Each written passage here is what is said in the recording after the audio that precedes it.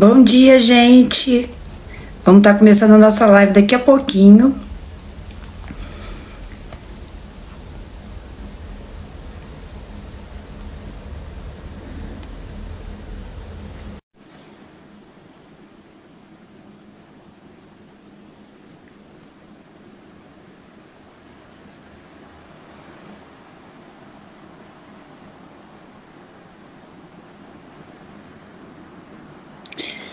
Vamos só esperar aqui a Larissa entrar.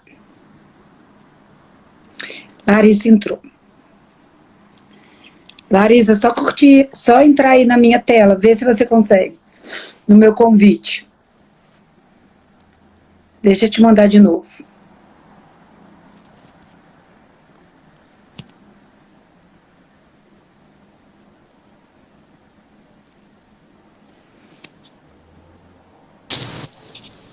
Aí. Agora apareceu.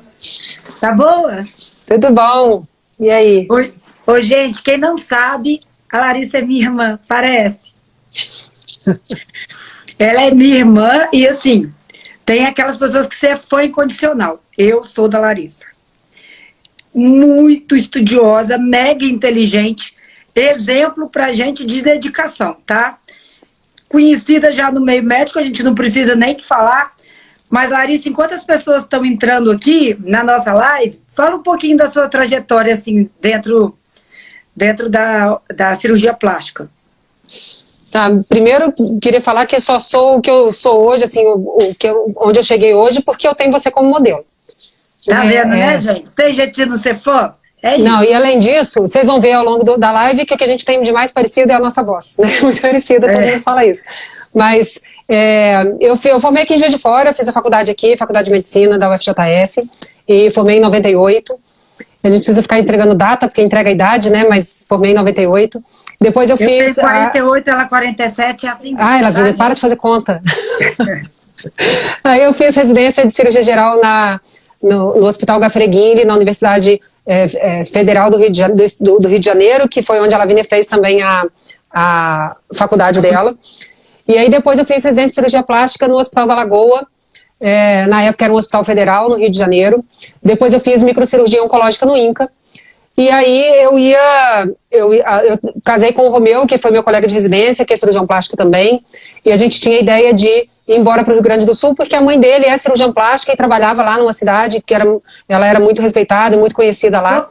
Mas você tinha ideia de ir para o Rio Grande do Sul? Tinha, mas aí eu passei no concurso da universidade aqui para trabalhar aqui, e aí a gente veio para cá por causa desse concurso, e foi uma decisão muito feliz, porque a gente gosta muito daqui, foi muito feliz aqui, então tá tudo dando certo, graças a Deus. Mas não, você também foi para os Estados Unidos.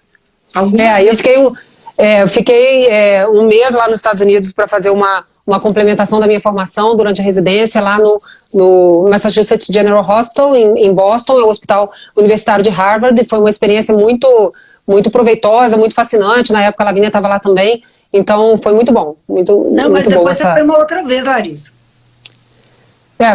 Aí a gente vai várias vezes para atualizações, né? O tempo maior que eu passei lá foi esse, mas depois a gente vai várias vezes para atualizações. E vocês acham que ela parou por aí, né? Não. Agora ela ainda faz, além dela ser chefe do serviço de cirurgia plástica, né, Larissa? Do HU? Do Hospital Universitário. Do Hospital Universitário, ela é chefe de serviço, porque ela é muito humilde, tá, gente? Chefe de serviço da cirurgia plástica, ela não parou por aí. Agora, depois de anos de formada e já assumindo esses cargos, ela ainda fez, como é que chama, Larissa? Tradução de língua inglesa na eu sempre tive essa vontade de fazer o curso de letras, né? Quando eu fiz o curso de medicina, eu já tinha vontade de fazer o curso de letras, e aí... só que, claro, a medicina ela requer uma dedicação muito intensiva e muito exclusiva durante a formação. Então, depois que já estava com os meninos maiores, os filhos já mais crescidos, a gente pôde, aqui em casa, fazer esse planejamento de fazer a faculdade. Aí eu fiz na Universidade Federal aqui de Juiz de Fora também, a Faculdade de Letras, formei em 2019 e fiquei tão apaixonada que agora estou fazendo doutorado em letras. Então agora... Eu já tinha mestrado antes, né? Antes da faculdade de letras eu já tinha feito mestrado em educação. E agora eu tenho eu estou fazendo doutorado em letras e aí eu levo essa vida dupla e cada uma me satisfaz mais que a outra, né? Essa vida de cirurgiã plástica e de tradutora e estudiosa de letras também. Pois é, gente, é isso aí. A Larissa é expert mesmo. Os resultados que eu tenho, porque como eu gosto muito da pessoa da Larissa e gosto demais, e sei da formação dela e gosto do trabalho, os meus pacientes eu encaminho para ela fazer a parte de pálpebra, que é o que mais chega para mim, e quando o paciente pede alguma outra indicação, eu também encaminho para ela e para o Romeu, né, que é o esposo dela. Mas os resultados da cirurgia que eu vejo da Larissa, Larissa, são muito bons, porque eu não vejo uma hipercorreção, né? Porque a pálpebra, gente, faz parte do globo ocular, mas a gente trata mais do miolo do olho, do órgão em si, do olho, né? E tem várias alterações que a gente vê na região da pálpebra. Tipo assim, a minha começou a cair, eu tava vendo hoje. Mas enfim, tá vendo? Aqui um pouco. Mas enfim, tem gente que esse excesso de pálpebra já começa a atrapalhar a visão. E aí a gente tem que intervir. Larissa, fala pra gente um pouquinho sobre a cirurgia pálpebra na região, a cirurgia plástica na região da pálpebra. O que vocês mais pegam? Quais são os resultados que você vê mais satisfatórios? O que você indica? E aqui, gente, tem um monte de gente já fazendo perguntas e correções. O Denis está aqui falando que o inglês a gente fala e o português nós corrige a pronúncia. Tá até difícil de ler essa frase aqui, o Denis. Natália tá falando que você é uma ótima profissional. Várias pessoas falando isso. Isso daí, gente, realmente a gente não tem o que falar. E, além disso, humana. Porque quando o bicho aperta, da gente precisar de uma ajuda para paciente lá, a Larissa é uma pessoa, assim, super humana mesmo na vida dela, pessoal. Mas vamos entrar na cirurgia plástica. Fala aí pra gente da região da pálpebra, Larissa. A maior procura que a gente tem... O que você tem sobre a pálpebra?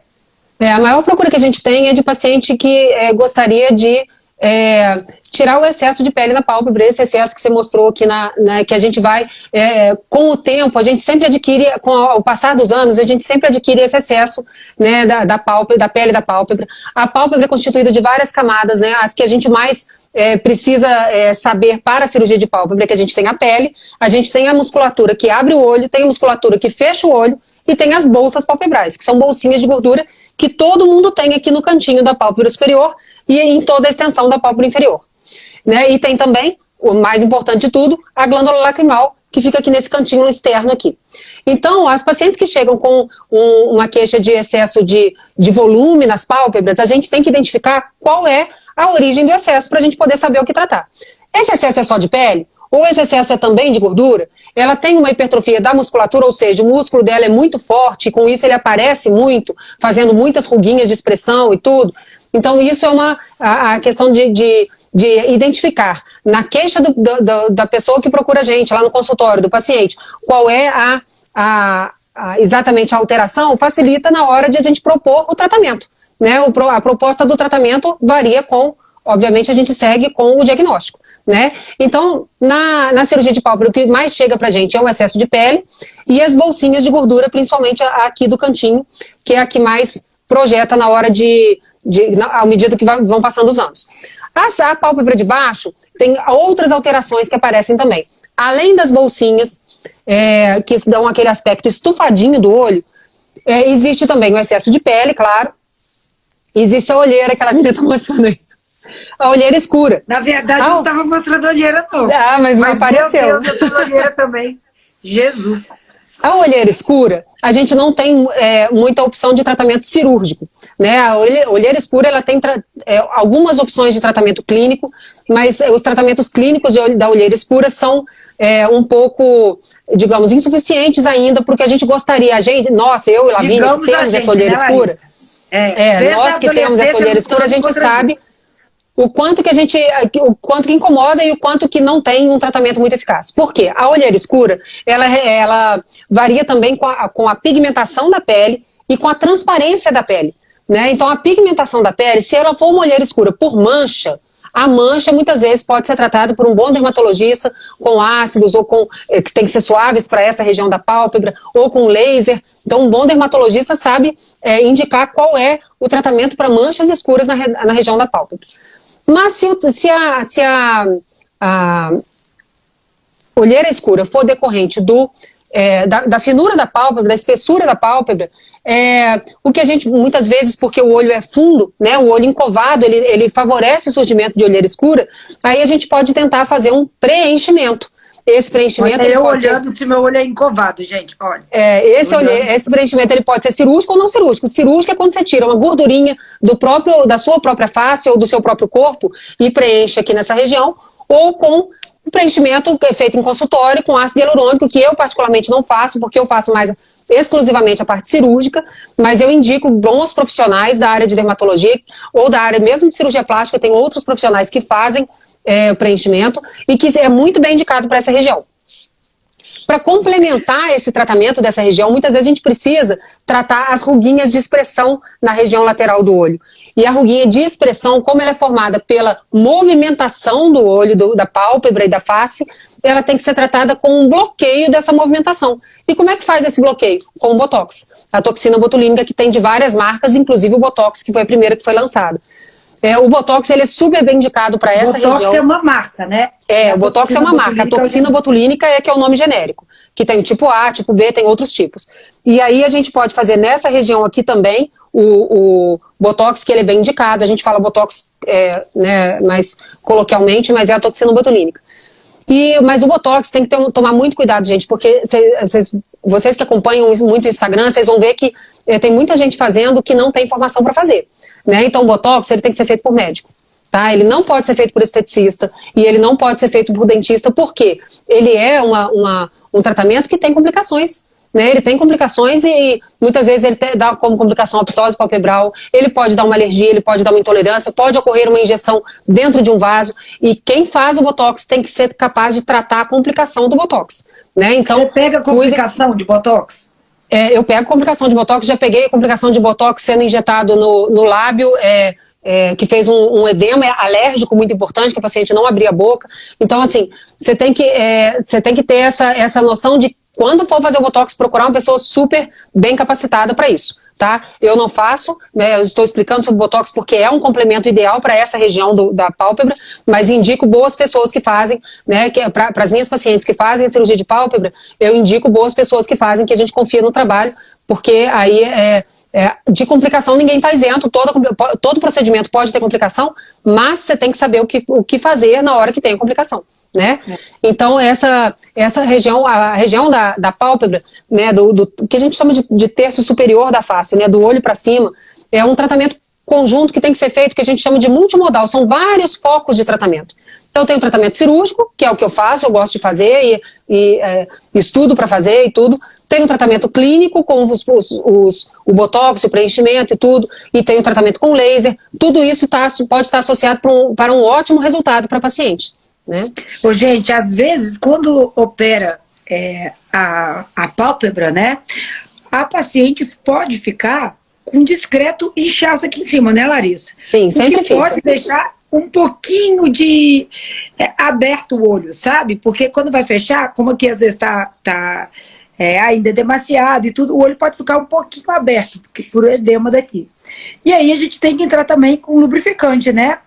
Sempre, sempre. O lubrificante é rotina no tratamento, no pós-operatório de cirurgia de pálpebra e muitas vezes também no pré-operatório. Né? Muitas vezes eu te encaminho para paciente para você tratar o olho seco primeiro, porque paciente que tem muita queixa de prurido ocular, de coceira, às vezes acha que é alergia, não é alergia nem sempre, né? Aí eu te encaminho e aí você orienta tudo, essa questão do olho seco, porque o tratamento do olho seco antes da cirurgia de pálpebra é essencial para um bom resultado. Porque você imagina, a paciente tem coceira no olho, eu opero a pálpebra.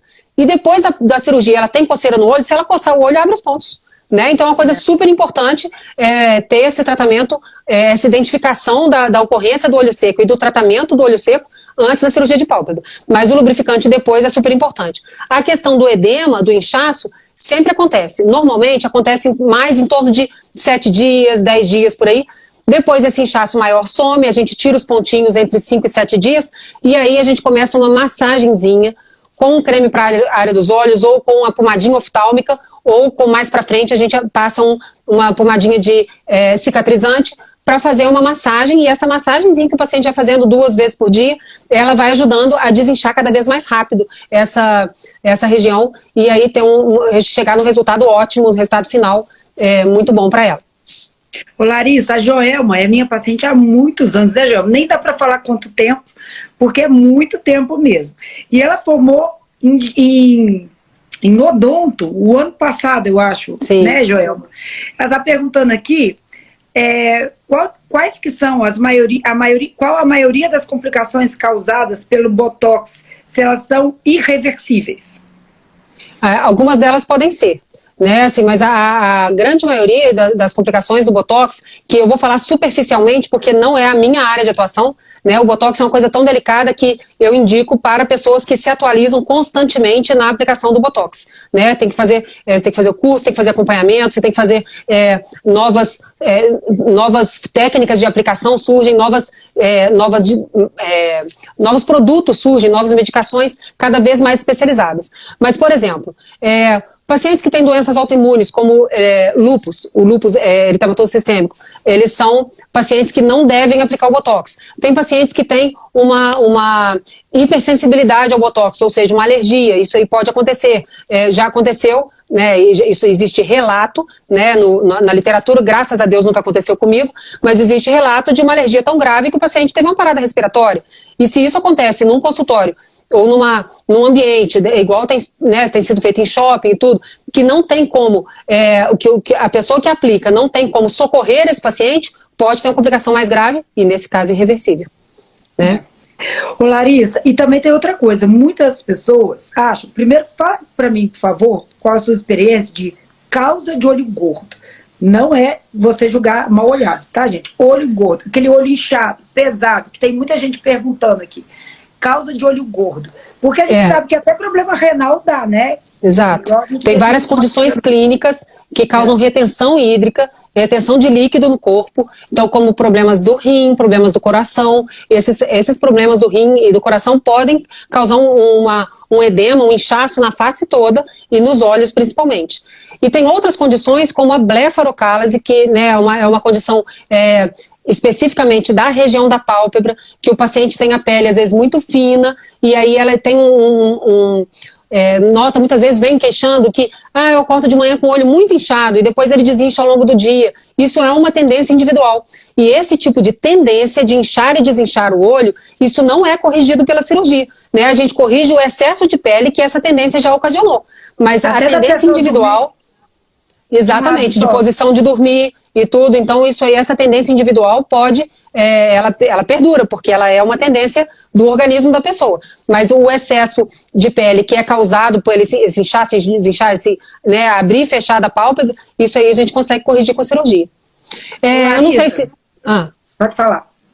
Não, eu não sei se as pessoas, eu não consegui olhar aqui à medida que foram passando as mensagens, porque são muitas, se alguém está perguntando sobre a cirurgia em si, como é que se é com anestesia local, essas coisas, como é que funciona. Mas daqui a pouco eu mesro vou te perguntar. Agora, o que eu queria te perguntar é o seguinte, tem muita gente que chega lá para mim e fala assim, doutora, a senhora faz cirurgia plástica? A senhora faz cirurgia de pálpebra? Aí eu falo que não, que é um cirurgião plástico, existe oftalmo especialista também em cirurgia plástica, sim, e existe cirurgião plástico, né, especialista nessa região, que é o que eu indico, que é a Larissa e o Romeu, né, mas a gente está conversando aqui com ela. Mas aqui, às vezes, você bate o olho na pessoa, você vê que o cílio dela a sobrancelha dela já é baixa. Isso então, é uma coisa importantíssima. Vai tirar, vai ficar onde essa sobrancelha, gente? Vai encontrar os cílios. É importantíssimo isso, a gente identificar que a posição da sobrancelha da pessoa, né, quando a posição da sobrancelha da mulher, ela tem que ser na margem orbitária óssea, a gente palpa aqui o ossinho, ela tem que estar ali. Se tiver abaixo desse osso, significa que ela está caída. Né? O homem, normalmente, ele tem a sobrancelha um pouquinho mais caída, assim, um pouquinho, porque é natural da face mais masculina. Mas quando a mulher chega com, isso é muita tendência familiar também, com a sobrancelha já mais caidinha assim, se a gente tira o excesso de pele aqui, essa sobrancelha vai colar quase no cílio. Então, muitas vezes, a gente tem que fazer uma suspensão dessa área do supercílio para poder colocar a sobrancelha no lugar né? A gente pode fazer isso com um cortezinho aqui na raiz do cabelo ou com um cortezinho rente à sobrancelha, só para aqueles pacientes, ou homem ou mulher, que tem uma entrada aqui maior ou que é calvo e a gente não consegue fazer aqui na beiradinha. Então pode fazer esse cortezinho aqui na beirada da sobrancelha. Mas esse corte aqui na altura do supercílio, que muita gente chama de mini lift, isso pode ser associado à cirurgia de pálpebra para poder ter um reposicionamento do supercílio para a sua posição adequada e com isso a gente conseguir saber o que é exatamente excesso de pálpebra e o que é do supercílio que está caído. Larissa, só tenho que falar um oi aqui com uma paciente minha, Maria Cristina, que entrou, falei com ela que eu ia falar, ela deu uma bicuda no marido dela que tratava ela mal. Aí, Maria Cristina! Não pode tratar mal e não pode tolerar também que trate mal. Não pode tolerar, né? Ela disse que ia estar aqui hoje, eu falei, vou falar que você deu uma bicuda. Ela falou, fala que eu consegui dar uma bicuda e ela tá toda feliz. E outra coisa, muda muito a autoestima também, né, Larissa? Ah, com certeza, porque a pálpebra, todas as cirurgias que são na região da face, são regiões que são muito expostas, né? Então aqui, existem estudos que falam sobre isso, que é uma coisa muito interessante, que os lugares que são mais frios e que não tem praia, tem menos exposição corporal, as pacientes se ligam mais na cirurgia da face, cirurgia do rosto e da pálpebra, região de nariz também, rinoplastia, porque é a área que a gente mais expõe. Né? Se a gente mora no Rio de Janeiro, vai à praia todo dia, aí talvez você se ligue mais na cirurgia do corpo, mas aqui em Juiz de Fora, a cirurgia da face, a cirurgia da pálpebra são cirurgias muito procuradas também por causa disso. É o cartão de visita da pessoa, está ali exposta na face. Então, se ela chega, eu já tive muitas pacientes que você me encaminhou, chega com queixa assim, doutora, estão me falando que eu estou com cara de cansada, e eu não estou cansada. Não, e aí eu falei, tá, gente? Não, Lavínia, a paciente que fala. E aí você encaminha e ela fala. E aí essa face cansada, muitas vezes a paciente não está cansada e ela não quer passar essa imagem, né? Então a imagem que ela quer passar muitas vezes é de um frescor. Isso aí a gente consegue muitas vezes melhorar com a cirurgia de pálpebra. Gente, vocês não vão acreditar no que eu peguei aqui com a Larissa, nem sei se ela está aqui, a paciente, mas um dos exemplos, duas coisas que eu quero falar primeiro para ela falar pra gente. Tem cirurgião plástico que a gente pega, ou outros médicos, né, que pegam e na hora de tirar o excesso de pele, sem querer, ou por uma que eu tô lendo a mensagem de um paciente aqui, ou por um excesso de retirada, ou por um excesso da cicatrização, fala pra gente, Larissa, o olho fica um pouco aberto. E aí, a gente não pode até tirar. úlcera de córnea. Isso aí não pode, muitas vezes é uma queixa das pacientes, mesmo depois que a gente opera, que ficou uma pelezinha residual, mas quando eu abro o olho eu ainda vejo uma pelezinha. Essa pele tem que ficar. Por que ela tem que ficar? Porque a gente busca um resultado mais natural e um resultado mais... você tem que buscar um resultado natural e um resultado que seja fisiológico, porque qual que é a fisiologia da pálpebra? Qual que é a função da pálpebra? É proteger o olho. É proteger o olho quando você fecha. Então, você fechar o olho, ele tem que ter o fechamento completo à medida que passa o período pós-operatório, né, que a gente chega lá nos 3 a 6 meses, que já desinchou completamente, você tem que conseguir fechar totalmente o olho. E para conseguir fechar, tem que ter um excessozinho de pálpebra. Se você abre o olho e ainda tem um excessozinho, muitas vezes esse excesso é necessário.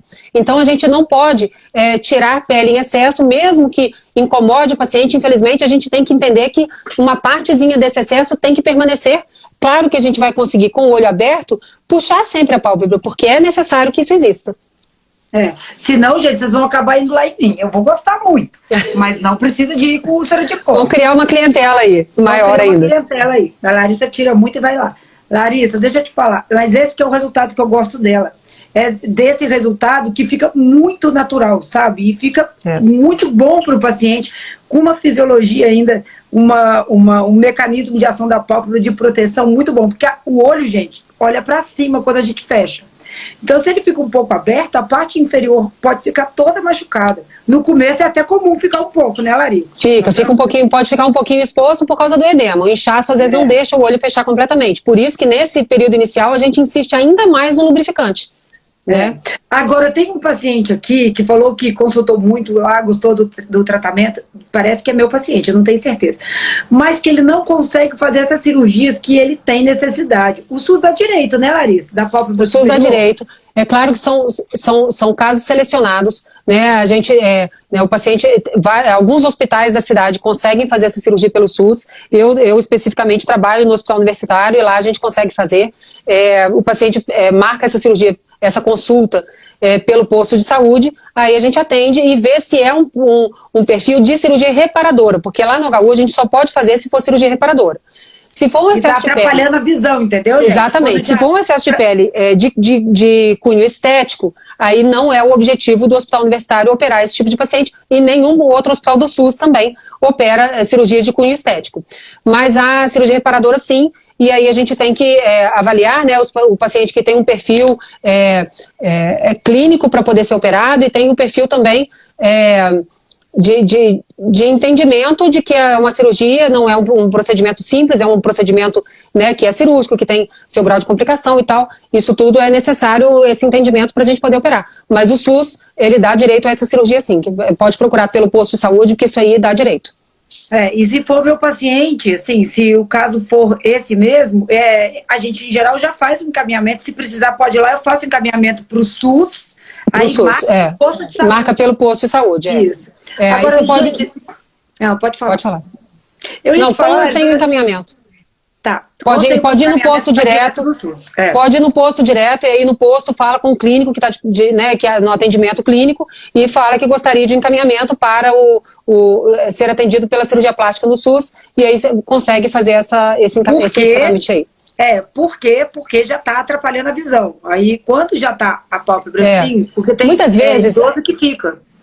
O clínico que atende no posto não faz essa distinção, se é um caso estético ou reparador, porque não é a área de atuação dele. Então ele encaminha, chegando lá no HU, a gente olha, e isso também é feito na maternidade, é feito na CISPES, tem outros locais que fazem também. A gente examina e vê se é um caso realmente de cirurgia reparadora. Se for um caso de cirurgia reparadora, a gente consegue fazer lá. Larissa, e aqueles pacientes, isso acontece demais a conta, que ficam, tadinhos, tem muitas rugas na pele inteira, sabe? Muita ruga, pessoa às vezes nova, mas tem ruga na pele inteira, e quer fazer botox aqui, sabe? Mas tem que ficar com essa noção de que às vezes não é só o botox ou só a cirurgia do olho, da pálpebra que vai resolver, né? A cirurgia da pálpebra, ela não atua nessa região da testa e não atua nessa região lateral do rosto, né? Então isso aí, a toxina botulínica é um grande aliado nesse tratamento. Muitas vezes se arruga... toxina no rosto inteiro. Existe uma dose máxima que pode ser feita. Eu não vou entrar em detalhes porque não é uma área que eu faço, mas existe essa dose máxima que pode ser feita. Então tem que procurar um profissional que entenda dessa questão de dose, entenda da questão de diluição. Assim, na pele toda do rosto, não? Entendeu o que eu tô querendo dizer? Sim, então, aí a toxina botulínica é uma excelente arma, principalmente quando o paciente está começando a formar esse tipo de ruga. Porque depois que ela já está estabelecida, muitas vezes você tem que atuar com a cirurgia plástica de face, que já é uma cirurgia maior, né, uma cirurgia que atua principalmente nessa região do terço médio da face e na região do pescoço, mas ela pode também atuar na região da testa, tá? Mas já é uma cirurgia que requer um pós-operatório muito mais demorado e delicado, mas tem um resultado muito bom também, e muitas vezes você tem que associar essa cirurgia com a toxina botulínica. Né? Então, o Botox ele não deixa de ser indicado porque a cirurgia foi indicada. Muitas vezes é uma atuação em conjunto. Né? A plástica de face do terço superior da face, ela pode atuar também nessa região da testa. Gente, vocês estão vendo como que tem que ter noção clara, perfeita, de tudo que tem no rosto. É uma camada muito delicada e muitas camadas e muitos detalhes para a gente pensar. Porque é o seu cartão de visita, né? É o seu rosto. E uma outra coisa que eu tive uma experiência, mas assim, foi fenomenal com a Larissa, uma paciente, aquela Larissa, um caso clínico de um paciente que teve um tumor e que o olho ficou totalmente aberto. Fala aí pra gente. A gente tem... Do fio de ouro.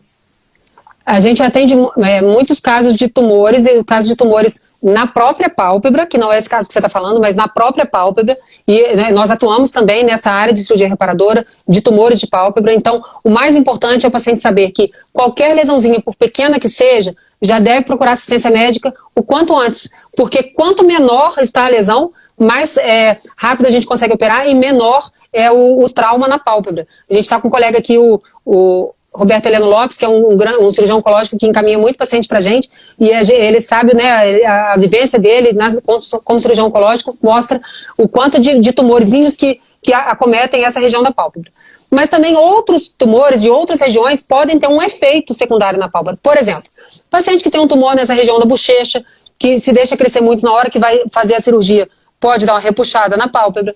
O paciente que tem um tumor na parótida, que precisa de uma cirurgia nessa região aqui na frente da orelha, né, ela pode, por ali passam os nervos que abrem e fecham o olho, né, o ramo do nervo facial, passa por essa região. Muitas vezes o tumor invade esse nervo, e aí não tem jeito, a gente tem que retirar esse nervinho, né, o cirurgião oncológico que vai fazer essa cirurgia tem que retirar, e aí o paciente pode ter uma dificuldade de fechar ou de abrir o olho. E a gente tem que atuar nessa região também, ajudando o paciente a fechar o olho ou abrir o olho com algumas técnicas que existem. Uma é a colocação do peso de ouro, né, que a gente coloca na pálpebra de cima para ajudar para criar um pezinho a mais para o olho poder fechar. Essa paciente, por exemplo, ela estava com uma úlcera de córnea gigante, fez esse procedimento, que foi a primeira vez que eu tive um resultado que eu vi antes e depois, e ficou, gente, ficou muito bom. Assim, Deus ajudou muito mesmo também, porque o resultado ficou muito bom. Toda cirurgia tem complicações, né, Larissa? Igual você falou. O paciente tem que saber lidar com as complicações, o médico tem que saber lidar com as complicações. Exatamente, né? Porque essa cirurgia é uma cirurgia relativamente simples. A cirurgia de pálpebra, ela é feita, eu faço sempre em hospital, eu não faço nada lá no consultório. Mas ela é feita com anestesia local, mas tem uma sedação, que é para o paciente não ficar sentindo as espetadinhas ali da pálpebra. A gente tira o excessozinho de pele, tira a bolsinha de gordura quando tem indicação, dá uns pontinhos que tira com 5 a 7 dias lá no consultório, e fica um pouquinho roxo, um pouquinho inchado nesse período assim de 7 a 10 dias. Depois que a gente tira os pontos, pode começar a fazer uma massagenzinha que a gente orienta. Isso aí vai desinchando aos poucos. Então isso aí não chega, essa questão do edema nem chega a ser considerado uma complicação, isso é um efeito natural da cirurgia, né? O inchaço é natural da cirurgia, e aí a gente vai orientando o paciente, conduzindo isso aí para desinchar o mais rápido possível. Larissa, e a pessoa idosa, que também acontece muito lá, que fica com esse peso assim, o lagoftal?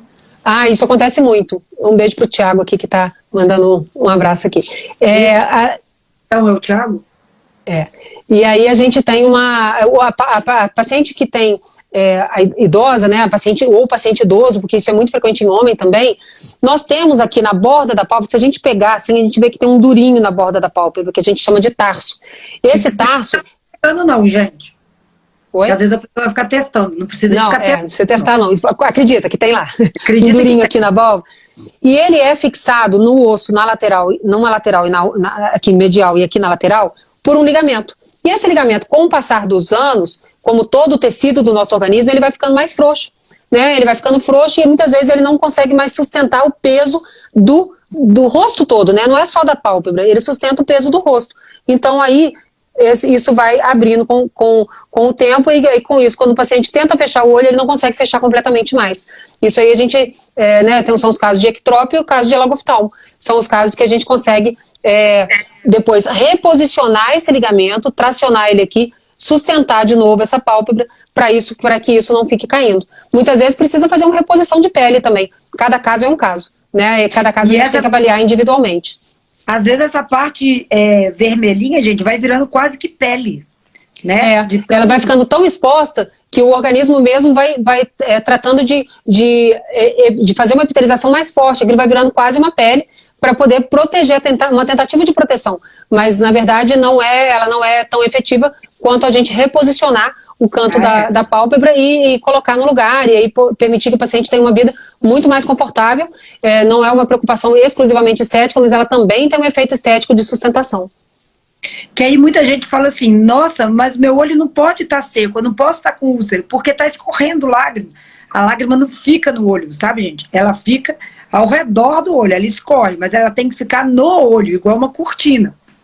Então, se está muito exposto assim, que a gente imagina, o olho, você tem que imaginar uma coisa microscópica, cada glândulazinha que tem aqui, cada micro detalhe. Então, é muito importante essa atuação em conjunto com a cirurgia plástica também, né? Larissa, de face, o que mais chega lá no seu consultório? Falando de face em geral. O mais frequente é mesmo a cirurgia de pálpebra, porque todo mundo um dia vai precisar de alguma cirurgia de pálpebra, pode querer fazer ou não, mas ela vai ter um excessozinho, a pessoa vai ter um excessozinho de pele na pálpebra, né? Isso pode incomodá-la apenas esteticamente, e aí ela querer fazer ou não é uma opção, ou ela pode incomodar também funcionalmente, ou seja, está pesando, está obstruindo o campo visual, ou seja, a pessoa olha para o lado e vê uma sombra. Né? Então isso dificulta a enxergar, e aí a pessoa tem que ficar sempre arregalando o olho. Você vê que muitas vezes elas chegam com a sobrancelha muito arregalada para poder conseguir enxergar com mais clareza, com mais luminosidade. Então a questão da cirurgia de pálpebra é realmente a maior procura da região da face no consultório médico, no consultório do cirurgião plástico de maneira geral, é a cirurgia de pálpebra. Superior só ou inferior também. E o convênio dá direito? Fala para as Se pessoas. for caracterizado como uma cirurgia reparadora e for um plano de saúde que cobre procedimentos cirúrgicos, que alguns planos de saúde são contratados, né, o contrato é só para consultas clínicas, e aí não dá direito. Mas se ele cobrir procedimentos cirúrgicos e for uma cirurgia reparadora, né, o oftalmologista vai fazer um exame de campo visual, o campo visual vai demonstrar que essa cirurgia está realmente atrapalhando o campo de visão da paciente, e isso aí o plano de saúde cobre sim, tá? De maneira geral ele cobre. E sem ser só na face, falando de cirurgias plásticas em geral, o que mais que chega aí para você, que tem gente já perguntando aqui de outras cirurgias? Chega também a cirurgia sem ser da face, a mamoplastia é uma cirurgia muito procurada, né? A mamoplastia redutora, que é para, né, reduzir a mama, a mastopexia, que é só para levantar as mamas, mesmo sem querer alterar o tamanho das mamas, e a prótese de silicone, que também é muito procurada ainda. Houve uma redução na procura, no tamanho que da prótese que era procurada pelos pacientes do começo da minha vida profissional aqui em 2002 até agora, nesses 20 anos, as pacientes antes procuravam próteses muito maiores, agora elas têm procurado próteses mais moderadas, o que é muito bom, porque a gente sempre busca um resultado natural, né? Mesmo tanto na cirurgia da região da face, na pálpebra e tudo, quanto na cirurgia de mama e na cirurgia de pálpebra, o correto é a gente buscar um resultado natural. Claro que não é aquele natural caidíssimo, né? O natural é com a mama no lugar e tudo. Então, é uma cirurgia que também é muito procurada, a cirurgia de mama. E aí também tem a lipoaspiração e a cirurgia do abdômen. E se a pessoa quiser, Larissa, pedir assim, não, mas eu quero por exemplo, uma sobrancelha que tire mais ainda, ou eu quero uma mama daqueles tamanhos exorbitantes, igual a gente vê nos negócios de... Vocês fazem? Ou tem um limite que vocês... Não, isso acontece, já aconteceu várias vezes, esse tipo de solicitação, mas é papel do médico a gente fazer uma modulação dessa expectativa do paciente, né? Uma expectativa que muitas vezes não vai ter um bom resultado, a paciente não vai ter vai ter um impacto do ponto de vista até de peso na coluna, de um resultado funcional que não é adequado. Então a gente tem que ter essa preocupação de modalizar o resultado que o paciente espera, né? Então falar com o paciente o que é esperado do ponto de vista natural, o que é uma mama normal, o que é um tamanho que é adequado proporcionalmente para o corpo e para a personalidade da paciente também. Muitas vezes é adequado para o corpo, mas é uma paciente mais tímida, que é uma mama menor. Então isso aí a gente tem que ir conversando, porque não dá para fazer tudo o que é pedido. Em nenhuma área, né? Profissional de área nenhuma consegue fazer tudo que o paciente quer, né? Que o cliente quer. Muitas vezes a gente tem que vai ter, né? Não sabe o que vai esperar. Claro. Então, por essa é a importância da consulta médica. Então, tem muito paciente que fala assim, mas eu preciso fazer uma avaliação. Não, precisa fazer uma consulta médica detalhada e calma, e a gente poder fazer um levantamento das expectativas e do que a gente pode oferecer e ver se isso vai estar alinhado. Porque se estiver alinhado, a gente tem um ótimo resultado e é sucesso total. Mas se estiver desalinhado e a gente fizer o procedimento assim mesmo, os dois vão ficar insatisfeitos, tanto o médico quanto o paciente. E aquela pessoa que fala assim, Larissa, eu quero emagrecer, eu vim aqui porque eu quero emagrecer, então eu quero fazer uma lipo. Isso não acontece não, porque, gente, eu quero emagrecer. Eu quero emagrecer. Se pudesse entrar na cirurgia, emagrecer e sair, era o melhor. Mas tem jeito, Larissa? Não, a cirurgia de lipoaspiração, ela não é uma cirurgia para emagrecimento. né? Ela é uma cirurgia para tratamento de gordura localizada, para remodelação de áreas, pequenas áreas que você tem uma gordura que ali você não consegue tratar só com exercício físico. Muitas vezes é uma questão até hereditária, é uma questão que é pessoal da pessoa mesmo, que não consegue só no exercício físico remover. Então, assim, a gente tem a Sociedade Brasileira de Cirurgia Plástica e a Organização Mundial de Saúde tem uma recomendação da relação do peso com a altura que é máxima que a paciente pode ter, ou o paciente, para a gente poder fazer essa cirurgia. Isso aí tudo eu explico na consulta, a gente conversa sobre isso direitinho, porque não pode estar na faixa de obesidade para poder ser submetido a uma cirurgia plástica. Pode estar na faixa de sobrepeso, sim, mas não de obesidade. Porque aí não é seguro do ponto de vista anestésico, do ponto de vista cirúrgico, do ponto de vista de complicações, a gente tentar fazer um emagrecimento com cirurgia plástica. Não é esse o objetivo da cirurgia plástica. Né? Muitas vezes a gente pode engordar aquela região de novo? Isso é uma pergunta boa. As áreas que são lipoaspiradas, elas podem engordar novamente, mas ela engorda de uma vez, normalmente mais como um todo, não engorda localizadamente naquela área como era antes. Né? Qualquer ganho de peso, porque a célula de gordura que permanece no organismo, que a gente não pode tirar todas e não deve tirar todas, as células de gordura que permanecem, elas podem aumentar de tamanho. Né? Com o ganho de peso, ela aumenta de tamanho, mesmo que você não crie novas células de gordura. Então elas... São uma peste, essas células de gordura. Mas elas são necessárias, né? Muito necessárias. Tem várias outras funções. Você não tem também. Que a gente Todo mundo tem e tem que ter. Isso é necessário para produção e armazenamento de hormônios. Isso tem várias necessidades. Por isso que é muito perigoso quando entra na faixa de desnutrição, né? Porque a célula de gordura é necessária. Mas a célula de gordura em excesso, ela é uma dor de cabeça. Nossa, mãe do céu. Larissa, o André tá perguntando aqui se tem alguma forma de colocar a prótese e os seios não ficarem rígidos. Tem, exatamente. Não é um molengo, é macio. É uma mama natural. Né? Então a mama, para não ficar muito dura, a gente tem que tomar cuidado com o formato e o tamanho da prótese. Ela tem que ser proporcional para o tecido que a paciente tem. Né? Então, por isso que a gente tem que fazer o exame físico, é essencial. Nesses tempos de pandemia, a gente teve muita procura para consulta online. E aí, nesse caso, a consulta online na cirurgia plástica, ela é muito limitada, porque a gente consegue ter uma ideia inicial de uma consulta, como a gente está conversando aqui nessa live, mas para um planejamento cirúrgico é indispensável o exame físico, e a gente tem que colocar proporcional o tamanho da prótese do paciente com o tamanho da mama que a paciente já tem, com o corpo que ela tem, e para evitar que uma distensão muito grande da pele deixe essa prótese com um toque muito rígido. Né? Isso existe mesmo. E agora, nesse mês, que é o mês do câncer de mama, né? Setembro. Outubro. Outubro rosa. Eita, tá já quase. Mas bem, tá quase. No Outubro Rosa, que a gente vai falar mais do câncer de mama, Larissa, hoje em dia, câncer de mama já mudou muitas vezes. A paciente pode sair de lá já com uma prótese sem sentir, às vezes, né? O peso de ficar sem uma mama. Na maioria das vezes, inclusive. Né? A lembrança do Outubro Rosa é muito oportuna. Eu já tive várias pacientes que, vendo algum evento de Outubro Rosa, de publicidade de Outubro Rosa, até uma live o ano passado, teve um paciente, estava vendo uma live de Outubro Rosa e aí resolvi fazer uma mamografia.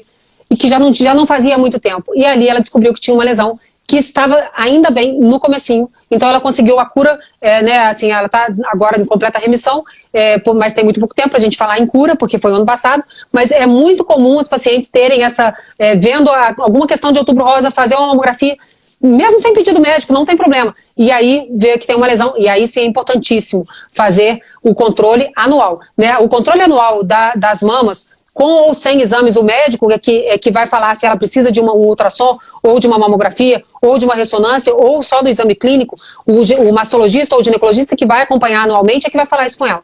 E é muito importante que seja feito anual, porque a gente consegue muitas vezes identificar no exame uma lesão muito antes dela ser palpável. Você já fez esse ano? Já fiz esse ano. Eu não. Eu faço todo ano em janeiro para já garantir. Mas às vezes é sempre bom. Chegou em outubro, não fez ainda, outubro é sempre bom lembrar de fazer. E aí as pacientes que têm câncer de mama, muitas vezes elas têm, se consegue diagnosticar no comecinho, tem a oportunidade de fazer uma cirurgia mais conservadora, de não retirar a mama toda. Mas algumas que precisam retirar a mama toda têm a oportunidade de fazer a reconstrução imediata e a gente já sair com a mama reconstruída e ser uma preocupação a menos para a paciente, né? Ela já ter a mama reconstruída é uma preocupação a menos, ela vai cuidar de outros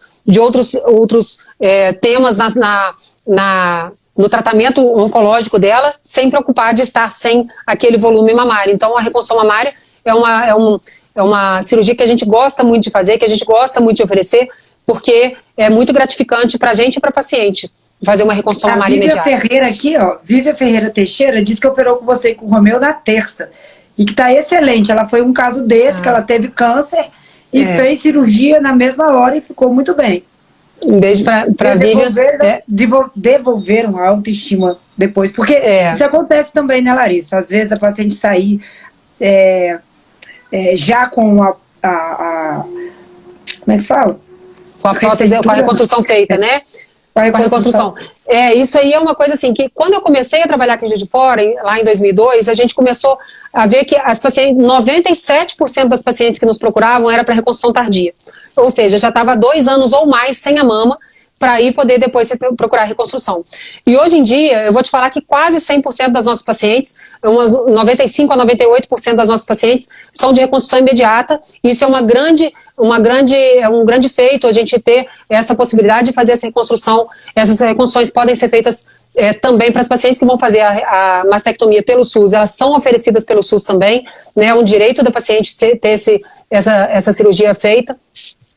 Né, todas as prefeituras têm que oferecer isso para as pacientes, então a gente ter a possibilidade de oferecer isso de maneira imediata para a paciente é muito bom, menos uma agressão, né, que a paciente sente, que o tumor já é uma preocupação, já é uma agressão, então ela ter menos a agressão de sair sem a mama é muito bom para ela e é muito bom para a gente também poder oferecer isso. Ela já não sai com aquele impacto todo, né, da cirurgia, que vai ter uma agressão, né, no corpo da pessoa. Então, se puder fazer isso, ia ser uma... E não é só a cirurgia plástica, gente. A gente já lembra sempre da gente ficar melhor ainda do que a gente tá. Mas a gente tem que lembrar da parte da reconstrução. Faz muita diferença, né, Larissa? Que também vai deixar melhor do que você tá. Mas eu quis dizer, não só de estética, né? A parte reconstrutora da cirurgia plástica também faz muita diferença, né? A parte reconstrutora da cirurgia plástica é muito, muito importante. Então, assim, quase todo cirurgião que tem na sua formação alguma formação de cirurgia reconstrutora, mas alguns optam por não seguir nessa área de atuação, mas a reconstrução ela é uma parte muito importante. A gente tem alguns colegas aqui que são médicos que trabalham com a gente aqui nessa live, e tem que mandar um beijo também para meus colegas da Letras também, que estão aqui marcando presença, a Alice, o Thales, a Luísa e a Fernanda, que eu já vi que estão aqui também. O professor Adalto, meu querido professor, também está aqui. Então, um beijo para vocês todos. Então, essa parte da cirurgia reparadora, ela é importantíssima. Então, é um apelo que a gente faz, inclusive, para os cirurgiões plásticos que estão em formação, que não abandonem a cirurgia reparadora, né? Porque a cirurgia reparadora, muitas vezes, financeiramente, ela não é recompensadora, né? Porque muitas vezes você vai fazer essas cirurgias pelo SUS, que remunera o médico muito mal, né? Muito, muito mal, mas a gente faz assim mesmo pela paixão, pelo procedimento e paixão por ajudar o paciente, né? Porque faz parte da nossa formação a gente ter essa ideia de que o nosso foco é o paciente, né? O nosso foco é o paciente. Então, quem está em formação, quem está começando a carreira agora, não abandona a reparadora. O paciente precisa muito de ter cirurgiões plásticos que gostam de cirurgia reparadora, que gostam de oferecer esse procedimento e de se atualizar sempre, cada vez mais, nos procedimentos reparadores também. Porque se não dá uma recompensa financeira, gente, tem cirurgia que é menos do que uma consulta, só para vocês entenderem isso, sabe? Tem cirurgia que paga menos de uma consulta no SUS, mas a recompensa psicológica pra gente também tem, né, Larissa? Com certeza, isso aí faz parte, assim, já durante a nossa formação médica, a gente tem essa ideia também, que a nossa formação médica, né, a minha, a sua especificamente, a gente começou muito antes da faculdade. A nossa formação médica começou com nossos exemplos, né, com nossos exemplos na família, nossos pais, nossos tios, que sempre foram muito humanos e sempre ligaram muito para isso. Então a gente nunca passou pela nossa cabeça atender um paciente pensando no dinheiro. Nunca passou, né? Isso aí é claro que a remuneração ela é esperada porque é a nossa atividade profissional, e se a gente não fizer esse tipo de atividade profissional remunerada, a gente não tem outra para fazer, né? Então faz parte, mas não é o foco, né? O foco é ajudar o paciente e fazer ele melhorar. Isso aí sempre tem que ser o nosso foco. Gente, acabou o tempo. É uma pena, né? Mas acabou. Quem tiver mais alguma dúvida, qualquer coisa aqui, pode escrever aqui na nossa live mesmo, que depois a Larissa responde também para vocês, tá? E Larissa, quem quiser te encontrar, como é que faz? Como é que pode... Eu trabalho pelo SUS no Hospital Universitário, a gente já falou sobre isso, então eu posso ser encontrada lá por qualquer marcação de cirurgia pelo posto de saúde, me encontra no Hospital Universitário, eu estou lá todos os dias. E no meu consultório particular é a Clínica Prime, né? A gente tem um perfil aqui no Instagram da Clínica Prime, lá tem todos os telefones. Vou deixar depois o link aqui para você, depois se puder, né, publicar para o pessoal. Tem os telefones e tal, e aí lá a gente consegue marcar uma consulta. Se o paciente for pelo convênio particular, é por lá. Se for pelo SUS, no Hospital Universitário, a gente está sempre disponível também. Ela vai botar aqui, mas o link para vocês aqui depois nos comentários. Mas, Larissa, fala um telefone de lá. Então, é 3213-3087 ou 3112-1407. Então, fica aí a dica pra gente, tá? Ó, quem quiser uma consulta, assim, quem achar que precisa de uma consulta, quem quiser, eu quero. Todo mundo quer. Quem quiser mudar um pouco, bem, tem a Larissa e o Romeu, que são ótimas pessoas. Larissa, muito obrigada pela sua presença aqui com a gente. Eu te agradeço pelo convite. Eu não sou muito presente aqui no Instagram, mas foi um prazer muito grande estar aqui conversando com o pessoal todo. Muito bom. Obrigada. É um prazer também, tá, gente? Um beijo em todo mundo aí. Um ótimo sábado para todo mundo. Beijo em todos, tá? Beijo.